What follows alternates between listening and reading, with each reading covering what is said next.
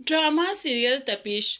शाजिर बड़ी ही चालाकी से अपनी गेम खेलता जा रहा है और शिफा अपने ही अपनों में अकेली होकर रह चुकी है। अब यहाँ पर शाजिर ने नर्स को पैसे देते हुए ऐसा इंजेक्शन लगवा दिया कि शिफा का मिसकैरेज हो गया और फिर बड़ी ही चालाकी से उसके बैग में कुछ ऐसी मेडिसिन रखवा दी जो कि मिसकैरेज की मेडिसिन थी। अब प्रूफ सामने था कि प्रेस्क्रिप्शन में ऐसी कोई मेडिसिन नहीं जो शिफा के बैग से निकली और यही मेडिसिन उसने दी और इसलिए इसका मिसकैरेज हुआ, जिसकी वजह से माज भी शिफा से बहुत ज़्यादा खफा है। उसे लगता है कि शायद ये बच्चा चाहती नहीं थी, इसलिए तो इसका ये हाल कर दिया इसने। शायद ये शाजिर से शादी करना चाहती है, तभी तो नरमीन के रिश्ते में भी रुकावट बन रही है। अब सारी चीज़ें शिफा के खिलाफ जा रही हैं। जो भी शिफा कर रही है शिफा उसी में फंसती जा रही है। शाजिर इतनी चालाकी से गेम खेल रहा है कि किसी को समझ नहीं आ रही। शिफा अपना एतबार चाहकर भी बहाल नहीं कर पा रही, क्योंकि बच्चे के जाने के मास और बाकी सब इतने ज़्यादा शिफा से बदगुमान हो चुके हैं कि शिफा के किसी बात पर एतबार नहीं कर पा रहे। दूसरी तरफ शाजिर एक तरफ तो शिफा को तंग कर रहा है, दूसरी तरफ अब आलियान भाई की तरफ भी आ गया। वो जानता है कि उमैर के इलाज के लिए जितने पैसे चाहिए सारे पैसे तो वो शाजिर से नहीं मांगेंगे, कुछ खुद भी अरेंज करेंगे। और खुद कैसे अरेंज करेंगे? अपना घर बेचकर।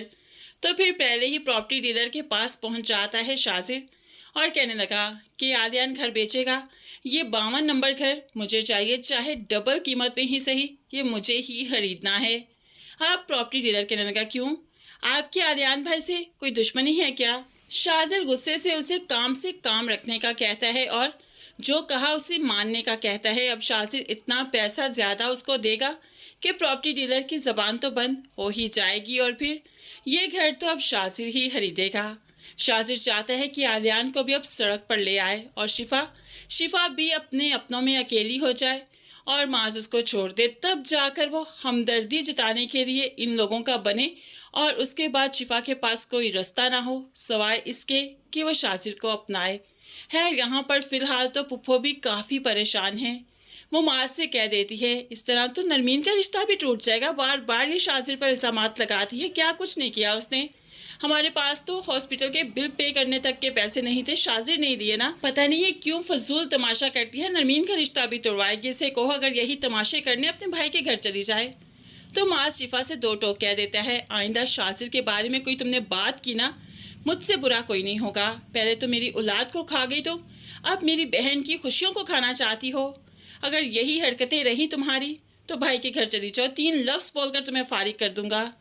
अब शिफा ने यह सब कुछ सुना तो कोई और बात करने का जवाब बनता ही नहीं था। खुली आंखों से वो अपने शोहर को देखती रही और वो वक्त याद करती रही जब माज शिफा पर आंख बंद करके यकीन किया करता था। अब ना तो वो मौके रहे ना ही ऐसे हालात।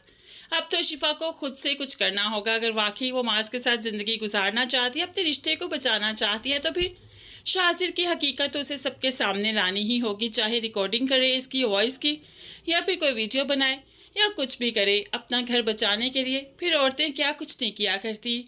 लेकिन अगर शिफा इस तरह से रोती धोती रही और सिर्फ एतबार ही दिलवाती रही तो फिर दिलवा लिया इसने एतबार, फिर तो ये माज को खो ही देगी।